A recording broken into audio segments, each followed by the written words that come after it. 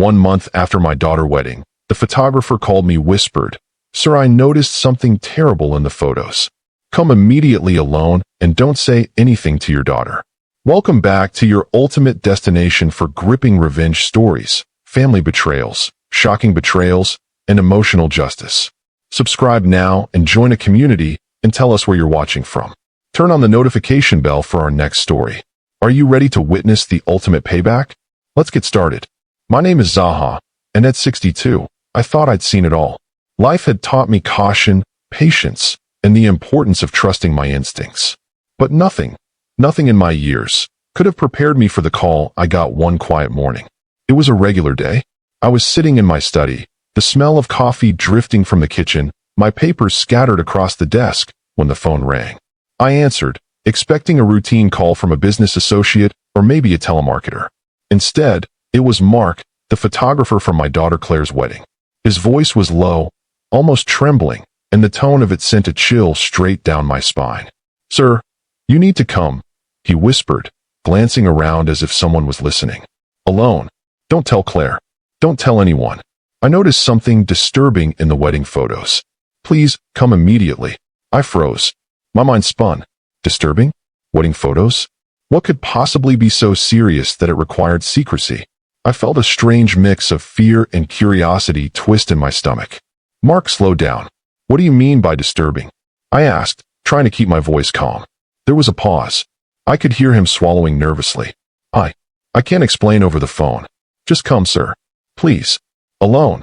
I hung up, heart pounding. I sat back in my chair, staring at the wall.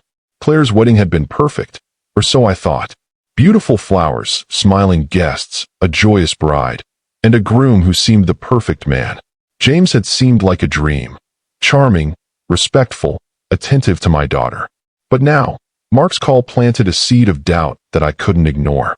Something had been hidden from me, and my instincts screamed that it was serious. I dressed quickly. I needed to go, to see this for myself. But I also knew that I couldn't let Claire or anyone else know. The thought of her learning about this before I knew the truth terrified me. I couldn't let her happiness be tainted, not yet. The drive to Mark's studio was tense. My hands gripped the steering wheel, my eyes scanning every rearview mirror for anything unusual, any sign that someone knew I was coming. I thought about James. Could he have been hiding something from the wedding day? From me? From Claire? The questions gnawed at me. As I arrived, Mark opened the door before I even knocked. He didn't speak, just gestured for me to follow him. The studio was dimly lit, the air heavy with the smell of chemicals and photo paper. Prints of weddings, portraits, and landscapes were pinned to the walls, but nothing drew my attention. Not yet. Mark led me to a table in the center of the room, where several photos were spread out. I noticed right away that the images from Claire and James' wedding were there.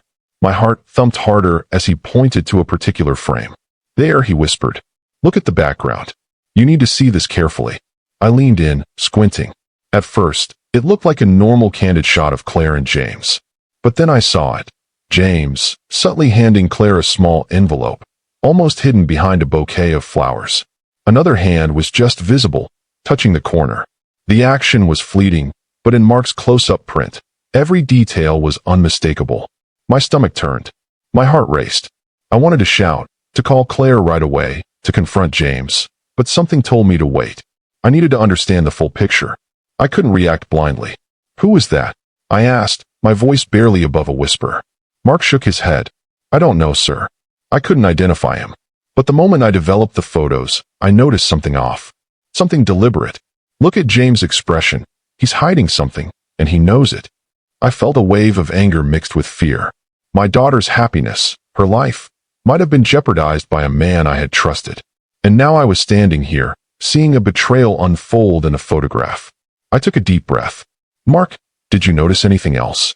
Any other photos?" He nodded slowly. "Yes, several. Small things." James glancing around, making secret gestures, interacting quietly with someone out of frame. Nothing obvious at first, but now, looking back, it's clear he's hiding something. I ran my hands through my hair. My mind raced. I had to act carefully. I couldn't tell Claire yet, not without knowing the truth. I couldn't confront James recklessly. I needed proof, a plan. Mark gave me the envelope print one more time. "Sir, you need to be careful." If what I think is happening is true, it could be dangerous for Claire and you. I nodded. Thank you, Mark. I'll handle this. Alone.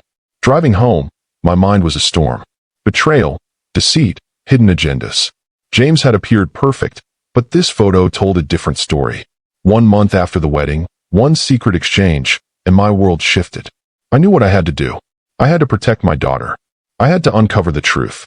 And I had to do it with patience, strategy, and precision. Comment. If you discovered something suspicious in your child's wedding photos, what would you do first? I parked my car outside the studio for a moment, trying to calm my racing thoughts. One glance at the envelope in the photograph was enough to set my blood boiling. I couldn't shake the feeling that something terrible was unfolding right under my nose, and Claire had no idea. She was blissfully happy, thinking her new life with James was perfect. But I had always known that appearances were deceiving. Life had taught me that. Back at home, I sat in my study and replayed every memory from the wedding. James had seemed flawless, charming, attentive, polite. Everyone loved him. But now, those same smiles and polite gestures seemed like a mask. That envelope in the photo was my first clue, but I needed more. I couldn't act on suspicion alone. I needed proof. The next morning, I discreetly contacted a private investigator, someone I could trust implicitly. His name was Tom Reynolds, a man known for uncovering secrets without leaving a trace. I told him only what was necessary. "Sir, I understand your concern," Tom said, leaning back in his chair, adjusting his glasses. "We'll proceed carefully. I'll start with discreet surveillance and background checks. Nothing will tip him off. You'll have all the information you need before confronting anyone." I nodded. That was all I could do for now. Wait, observe, and prepare. I couldn't risk Claire's trust in me by acting too soon. Tom started within 24 hours. He followed James from the office, tracked his calls, and monitored his movements. I stayed in the background, occasionally receiving updates over secure calls. The initial reports were subtle, James meeting unknown contacts, handshakes that seemed too secretive, quick exchanges of envelopes. But each detail added to the growing suspicion. Meanwhile, Mark, the photographer, sent me more prints. At first glance, they seemed ordinary, mundane. But when I examined them closely, I noticed patterns. James had a habit of glancing behind him during conversations, of shielding small items, of whispering to people just out of frame. Every gesture, every glance, every hidden envelope screamed of deception. I began to feel a mix of rage and determination. How dare he betray my trust? Betray my daughter? I wanted to confront him immediately, but I knew that would be foolish. James was clever, and one wrong move could jeopardize everything. I decided to test him subtly. During a family lunch, I watched James like a hawk. I observed how he interacted with Claire, with the relatives, with friends. Outwardly, he was the perfect husband, smiling, attentive, caring. But I noticed tiny slips, a look at his watch as if timing a meeting, a sudden text message hidden behind his hand, a subtle smile exchanged with someone outside the room. These were the signs of someone hiding secrets. One evening, Mark called again. His voice was urgent.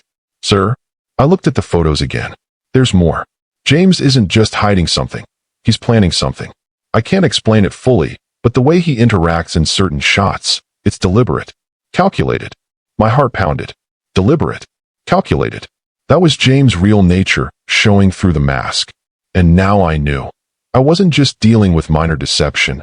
I was dealing with manipulation, with someone who had crafted an elaborate plan that could harm my daughter. I leaned back in my chair, trying to stay calm. I had to think carefully. I couldn't rush, but I couldn't delay either. Every moment allowed James to get closer to executing whatever plan he had. The next day, Tom provided a preliminary report. James had made multiple visits to a lawyer's office, meeting with a man I didn't recognize. The meetings were brief, but the documents exchanged were suspicious. It seemed James had been working behind the scenes, planning something financially or legally, likely at the expense of Claire. I felt a mix of fury and clarity. This was more than a personal betrayal. It was a threat to my daughter's future. I had to protect her, but I had to do it strategically. I couldn't confront James without irrefutable proof. I had to wait until the right moment, until I had the complete picture. I began planning my next steps carefully. I would continue surveillance, gather evidence, and quietly prepare Claire for the truth when the time came.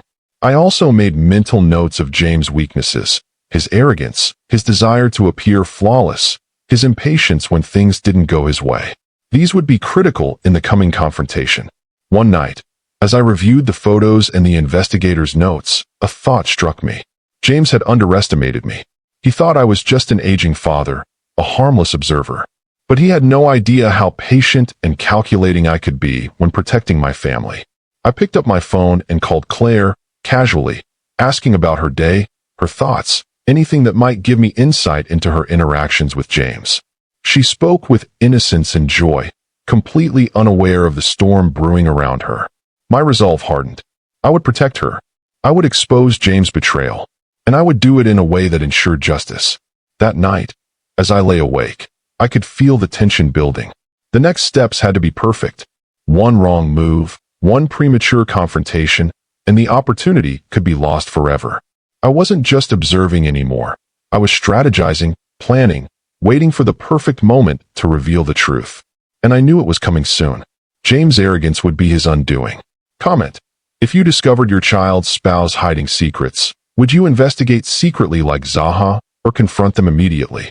The days following my initial investigation were a blur of cautious observation. Every phone call, every meeting, every casual glance from James carried weight now. I wasn't just a father anymore. I was a detective, piecing together a puzzle that threatened my daughter's happiness. One evening, Mark called again. His voice was lower than usual, almost shaking. "Sir, you need to see this." Alone. Immediately. I didn't hesitate. I drove to his studio, each turn of the wheel tightening the knot in my chest. I had learned long ago that instinct was a father's most reliable guide, and mine was screaming at me now. When I entered, Mark gestured toward a set of photographs laid out on the table. They were from a rehearsal dinner, seemingly mundane shots of Claire, her friends, and James. But Mark pointed to one image in particular. "Look closely," he whispered. At first, it seemed innocent, James chatting with a man in the corner, slightly hidden behind a curtain. But then I saw it. A small envelope exchanging hands again. The timing was crucial. James' eyes flicked around nervously before sliding the envelope into his pocket. The man he handed it to didn't look like a wedding guest. There was a sharp, calculating glance exchanged between them that made my blood run cold. I picked up the photo, studying the details. The corner of the envelope had a faint logo, barely visible, but familiar enough. It was from a real estate office. A chill ran down my spine. James wasn't just hiding something. He was planning a financial maneuver, one that could affect Claire's future. Mark leaned closer. "Sir, I've looked at all the photos again. There are more. James meets with this man repeatedly in other images. Every time, the envelope is involved." My hand shook as I processed the information. Betrayal. Deception. My own daughter, blind to the danger. And James, the man she trusted, plotting behind her back. Rage surged through me, but I controlled it. I couldn't confront him without concrete proof. Not yet. I decided to do a little research myself. I checked the office logo, cross-referenced with local businesses, and found the address of the office. My mind raced. James had been dealing with property matters, secret transfers, something that could undermine Claire's financial security. I contacted Tom, my investigator, with the new findings. "Tom, I want you to focus on James' financial dealings. Bank accounts, property records, any legal documents involving Claire or her assets. I need to know exactly what he's doing." Tom's reply was calm, but serious. "Understood, sir. This will take a few days, but I'll get the full picture." Nothing escapes me. I left Mark's studio, my mind a storm of anger and strategy. I thought about the perfect confrontation, the moment when I would reveal everything to Claire and ensure James couldn't deny it. But patience was key. One wrong move could tip him off. The next few days were tense. I observed James closely during family gatherings, casual conversations, and even during lunch breaks. Outwardly, he continued to play the part of the devoted husband, but every subtle movement betrayed his nervousness. He checked his watch constantly, hid his phone when I entered the room, and even flinched slightly whenever I glanced his way. Then came the breakthrough. Tom called late one evening. His voice was low, almost reverent. "Sir, I found something. James has been transferring assets under a different name, a shell corporation. He's been planning to move funds and property out of Claire's name. If executed, it could leave her with nothing." I felt a wave of fury, followed by a cold, calculated clarity. This wasn't just betrayal. It was a crime in the making. I had to stop it. I had to protect my daughter and ensure James faced the consequences. I spent that night reviewing every photo, every call record, every observation. Each piece of evidence confirmed what I already feared. James was cunning, deliberate, and overconfident. He thought no one would notice. He thought I was a passive, aging father who wouldn't act. The next morning, I made a decision. I couldn't confront him directly yet. I had to gather the ultimate evidence, the incontrovertible proof that would ensure he couldn't wiggle out. I would monitor his interactions, follow his movements, and wait for him to make a mistake. And he would make one. Everyone does. Overconfidence is a fatal flaw. As I sat in my study, sipping coffee and reviewing Tom's notes, a thought struck me. The envelope in the wedding photos was the key. If I could trace its path, discover its contents, and link it directly to James' scheme, I would have the proof I needed. I would not let Claire be blindsided. But I also knew one thing. This was a dangerous game. James had shown his cunning, and I couldn't underestimate him. Every step I took had to be calculated, every move deliberate. I set up a plan. Continue surveillance, trace the envelopes, intercept communications, and wait for the perfect moment to reveal everything. I would protect my daughter and expose James, without anyone suspecting my hand until it was too late. CTA. Speech balloon comment. If you discovered a spouse secretly planning against your family, would you investigate quietly like Zaha or confront them immediately? The next few days were tense. I had every move of James mapped out in my head. His routines, his secret meetings, even the subtle ways he tried to hide his phone from me. Every glance, every smirk, every whispered conversation was being logged in my memory. The photograph Mark had given me had ignited a fire, and now I was ready to test it, to see how much James had truly hidden. It was a quiet evening when Claire went out to dinner with friends, leaving James and me alone in the house. My heart pounded as I walked toward him in the living room, pretending to read a document in my hands. He looked up, smiled, the perfect husband mask firmly in place. "Everything okay, Dad?" he asked, casually, but I could see the flicker of nervousness in his eyes. I didn't answer immediately. I took a slow breath, letting the tension build. I set the papers down and walked closer, my voice calm but deliberate. "James, can I ask you something?" "Of course," he replied, his tone cautious now. I studied him, noting every micro-expression, every twitch. At the wedding, the day after the ceremony, there's a photograph. "Do you remember an envelope?" His smile faltered for the briefest moment. He blinked rapidly, a small bead of sweat forming at his temple. "Envelope?" he echoed, trying to sound confused, casual. "Yes, the one Claire never saw. The one you exchanged with someone behind the scenes." James' hands tightened on the armrest of the couch. His calm demeanor cracked, revealing the tension underneath. I don't know what you're talking about." I leaned in, voice low but sharp. "Don't lie to me. I've seen the photographs.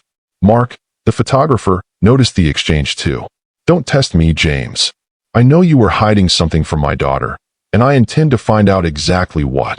He swallowed hard, his eyes darting to the floor. The perfect husband illusion was starting to crumble. For a moment, I thought he might break, confess, or lash out. Instead, he tried to maintain control, his voice a mixture of charm and defensiveness. "Zaha, you're overreacting. It's nothing, just nothing to worry about," he said, but the tremor in his voice betrayed him. I shook my head slowly, letting the silence stretch. Silence is a weapon, one James had underestimated. Finally, I whispered, "I want to see everything. All communications, documents, transfers, everything you've been doing behind my daughter's back. If you cooperate, maybe this will end quietly. If not." I let the threat linger in the air, unspoken but clear. His jaw clenched. "And if I refuse? Then, James, you'll find out just how patient and cunning I can be. You'll regret underestimating me," I said, my voice steady, but my mind racing with plans. For the next hour, I watched him squirm under the weight of my gaze.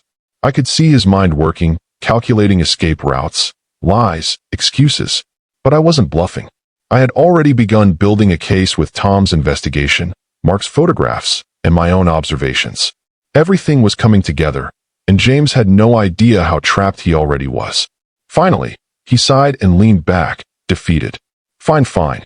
But you don't know the full story. There's more than you think, Zaha. Then show me, I said firmly.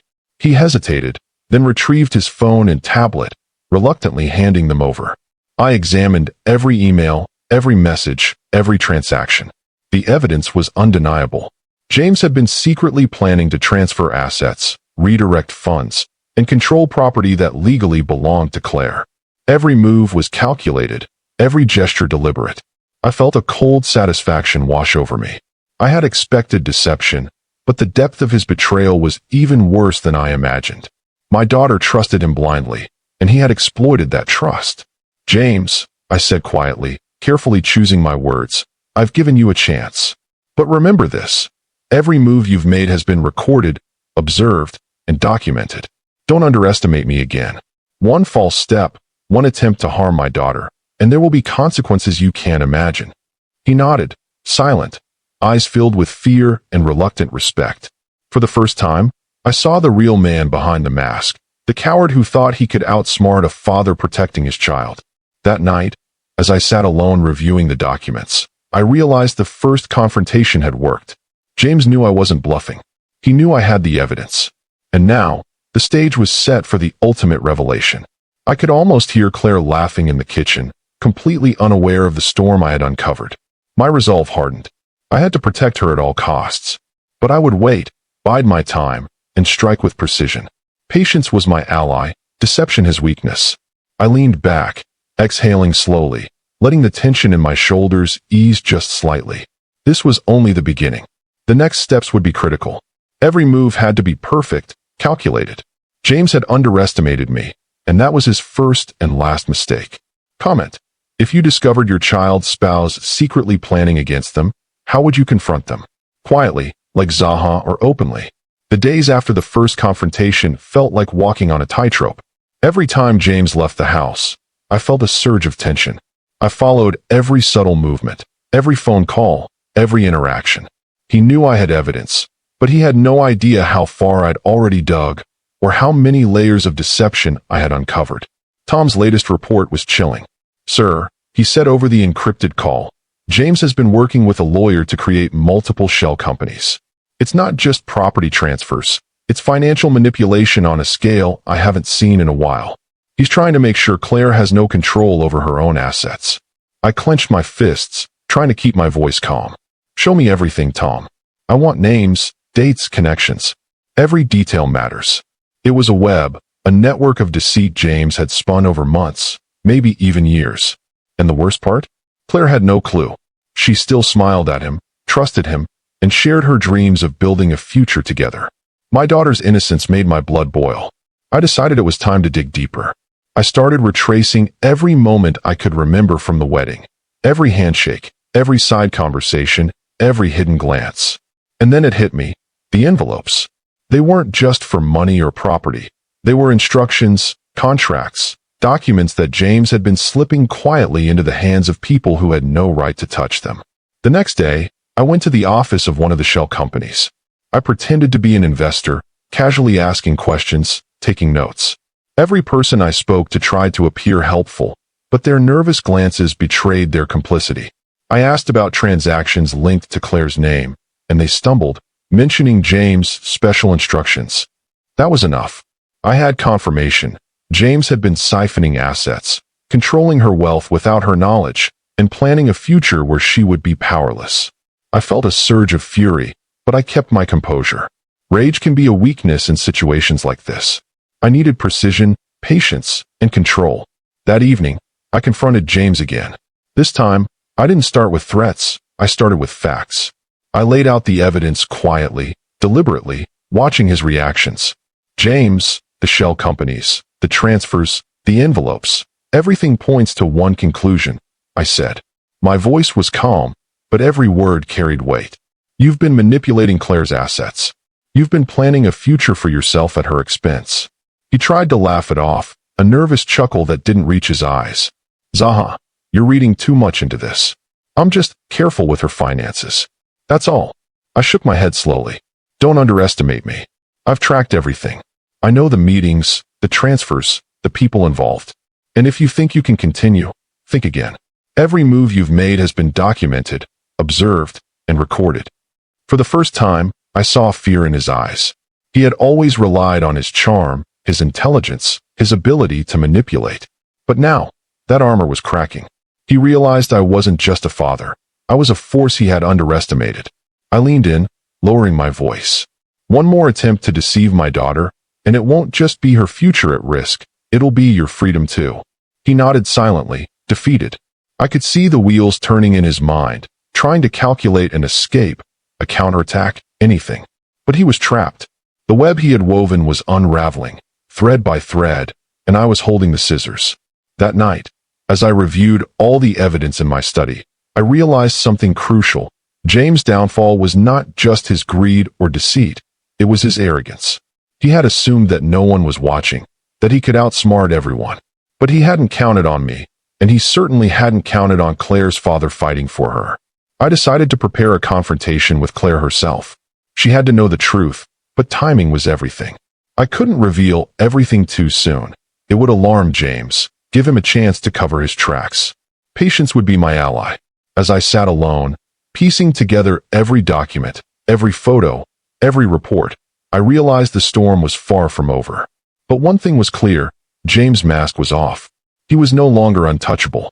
And when the right moment came, every lie, every betrayal, every deceitful act would be exposed in full view. I could almost hear Claire's laughter in the kitchen, unaware of the danger lurking in her perfect world. But soon, very soon, she would see the truth, and justice would be served. The tension in the house was palpable. Every creak of the floorboards, every ring of the phone, every text message from James sent a shiver down my spine. But I was ready. I had the evidence. I had the patience. I had the determination. And most importantly, I had the truth on my side. Comment. If you discovered your child's spouse secretly planning against them, would you gather evidence like Zaha or confront them directly? The tension had reached its peak. I knew the moment for the ultimate confrontation was near. Every second that passed was a test of patience. James thought he was untouchable, but he underestimated me. The web of deceit he had spun for months, or maybe years, was about to collapse. It was late afternoon when I decided it was time. Claire had gone out for a meeting with a client, giving me the perfect opportunity. I needed him alone, vulnerable, cornered. The house was silent except for the ticking of the grandfather clock in the living room. I called James into the study under the pretense of discussing a minor matter about the wedding photos. He arrived, acting casual, but the tension in his shoulders betrayed him. "What's this about, Dad?" he asked, trying to mask his unease. I didn't answer immediately. I walked around the room slowly, holding the stack of evidence in my hand. The photographs, bank statements, legal documents, everything that proved his betrayal, everything he thought I couldn't access. "James," I finally said, voice calm but piercing, "I've been patient. I've observed, documented, and analyzed every move you've made since the wedding. Every secret meeting, every envelope exchange, every financial manipulation, it's all here." I tapped the stack with my finger, letting him absorb the weight of my words. His eyes widened slightly, the mask slipping. "Zaha." I cut him off sharply. "Don't lie. I know the full extent of your plan. You thought you could control Claire's assets, manipulate her future, and act without consequence. But I've been waiting for the perfect moment to confront you, and that moment is now." He swallowed hard, sweat forming at his temples. "Zaha, you don't understand. It's not what you think." I leaned in, voice low, controlled, but every word a hammer strike. "Try me. I've seen the photos. I've traced the envelopes. I've mapped your shell companies. You've underestimated me at every turn, and now you're cornered." James tried to speak again, but I held up my hand. Silence is a weapon, one he hadn't anticipated. Finally, he slumped into the chair, defeated, knowing the game was over. "Fine," he muttered, almost inaudibly. "I miscalculated. But it's not too late. Maybe there's a way to fix this." I shook my head slowly. "There's no fixing betrayal. You wanted control, deception, and power. Now you'll face the consequences of your choices. And Claire, she deserves to know the truth, unfiltered, unmanipulated." I could see panic in his eyes. For the first time, he realized the depth of the trap he had fallen into. I wasn't just a father protecting his daughter. I was a force that had been patiently, meticulously preparing to expose every lie. I placed the photographs, documents, and legal statements on the table in front of him. This is everything. Every meeting, every transaction, every plan you thought I wouldn't notice. And I'll be sharing this with Claire. Your deceit ends here. He tried to protest, to charm his way out, but the cracks were too deep. I had anticipated his tactics, his lies, his attempts to manipulate. There was nowhere to run. No escape. The walls were closing in, and I was in control. The room was tense, every second stretching into eternity. Finally, I spoke again, my voice cold but steady. James, consider this your last warning. Any attempt to manipulate or deceive my daughter again, and I won't stop at exposing you. There will be legal consequences, public consequences, and you'll be held accountable for every action you've taken. He nodded slowly, eyes wide, understanding for the first time that his time of control was over. He had played a dangerous game, and he had lost. The ultimate confrontation was over, but the story wasn't finished. Claire needed to know, and justice needed to be fully served. But I would wait for the right moment. Timing was everything. Patience had brought me this far. It would bring me all the way to the resolution. As I watched James leave the study, defeated and fearful, I felt a surge of determination. The next step was clear. Claire had to see the truth, to understand the man she trusted, and to reclaim control over her life.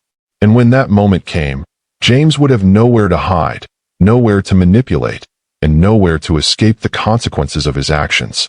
I leaned back, exhaling slowly, letting the tension ease just slightly. But I remained vigilant. Every detail mattered, every movement counted. James had underestimated me from the start, and that had been his fatal mistake. The storm was coming, and I was ready to unleash it. Comment. What would you do if you uncovered a spouse secretly plotting against your child? Confront immediately, or gather evidence quietly like Zaha? The day had come. I had waited for weeks, gathering evidence, preparing every detail, and planning the perfect moment. Claire had trusted James blindly, and it was time she saw the truth for herself. Timing was everything. I couldn't rush, but I couldn't delay either.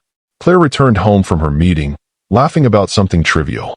Her innocence, her trust, her faith in James, made the rage inside me tighten like a vice. I greeted her warmly, as if nothing had happened, while James sat nervously in the living room, pretending to read a magazine. Claire, I began, voice calm but deliberate. We need to talk. Alone. Her brow furrowed. What's wrong, Dad? She asked, worried.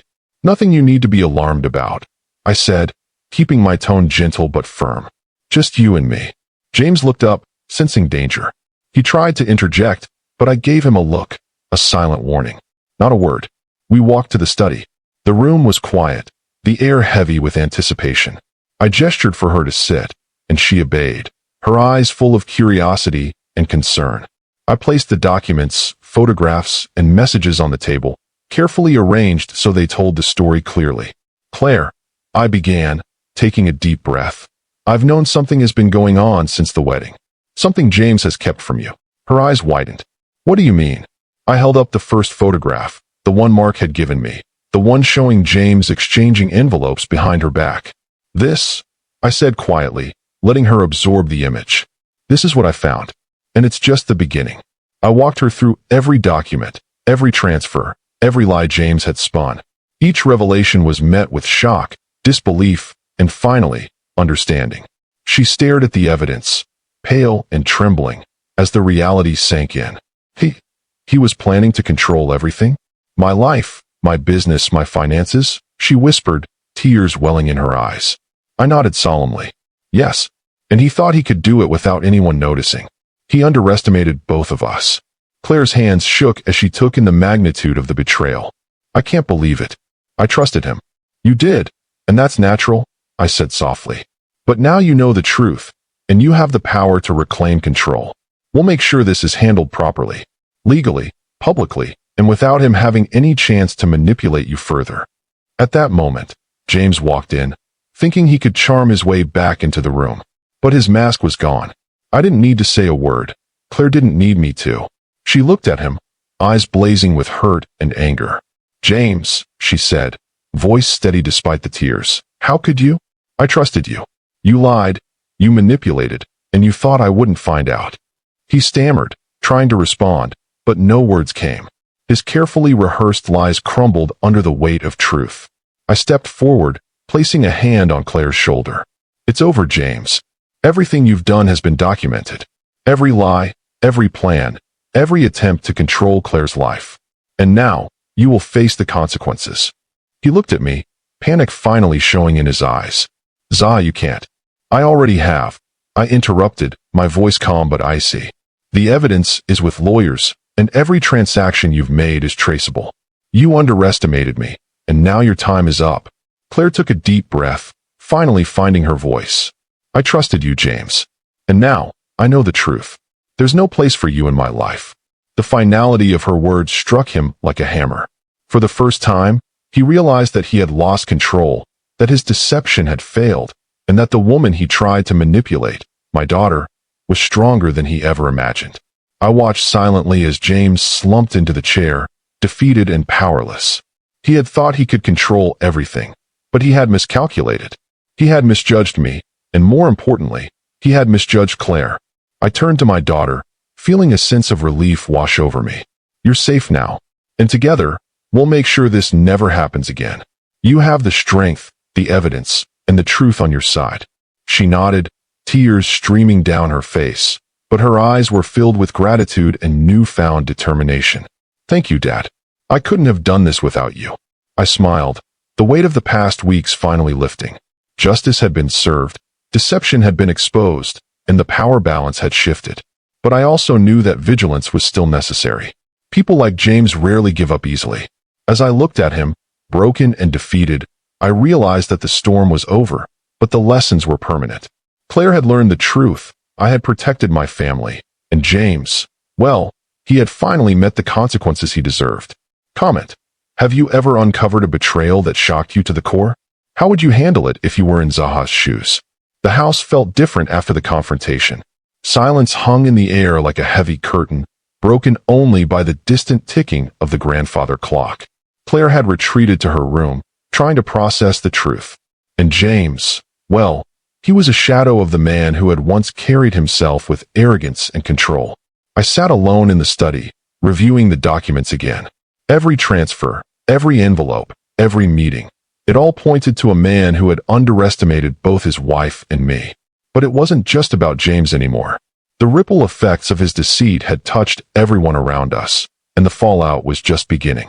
Claire emerged from her room, her eyes red but determined. Dad, I need to know what happens now. Legally, financially, emotionally. I leaned back, folding my hands. First, we make sure every fraudulent transfer is reversed. Every document he manipulated will be corrected. And legally, he will face the consequences of his actions. But emotionally, that's up to you. You need to reclaim control of your life, and you can't let him manipulate your emotions any longer. She nodded slowly, the weight of betrayal sinking in. I trusted him completely. And now, her voice trembled. I feel foolish, Dad. You are not foolish, Claire, I said firmly. You were deceived by someone you loved. That's very different. And now, you have the power to set things right. Remember, knowledge is power, and now you know the truth. James, who had been sulking in the corner, finally spoke, his voice weak. Claire, She cut him off sharply. Don't speak. You've done enough. Every lie, every manipulation, every plan to control my life ends here. You have no more power over me. He slumped back in defeat, the arrogance drained from his face. The mask was gone. The facade of control had crumbled. For the first time, he understood the full extent of his failure. I could see the panic in his eyes as reality set in. Zaha, you can't do this. Enough, James, I said, my voice firm. You've done enough damage. It's over. Every move you've made is documented, and justice will be served. You underestimated us, and now you face the consequences. Claire looked at me, gratitude in her eyes. Thank you, Dad. I don't know what I would have done without you. I smiled, feeling a sense of relief wash over me. Justice had been served, but the real work had just begun. The fallout from this betrayal would affect not just James, but everyone involved. Friends who had been complicit, colleagues who had turned a blind eye, even family members who had whispered in support of him. Now they would all see the truth.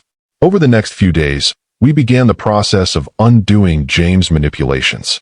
Banks were contacted, legal documents corrected, and assets restored to Claire's control. Every person who had been involved in his deceit faced the reality of their complicity. It was messy, exhausting, and emotional, but it was necessary. Claire found strength she didn't know she had. She confronted friends who had supported James, demanded transparency from everyone involved, and slowly rebuilt her life.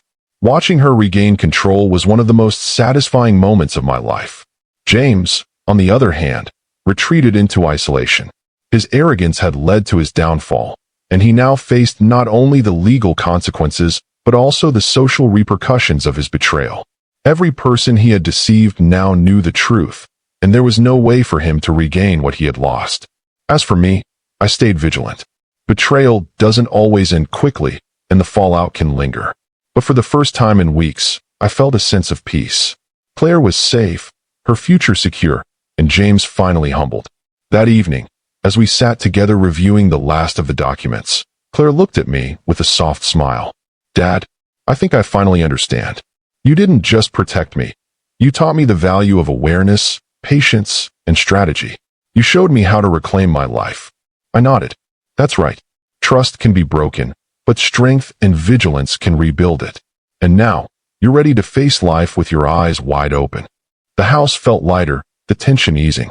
The storm had passed, and the lessons were permanent.